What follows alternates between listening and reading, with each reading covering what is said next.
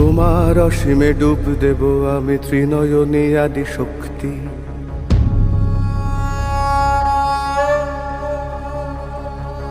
তোমার অসীমে ডুব দেব আমি ত্রিনয়নী আদি শক্তি।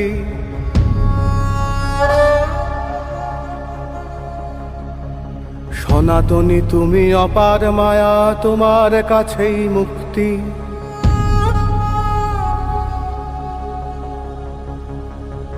সত্যের পথে শাশ্বত সব পুরাতন ফেলে আসা।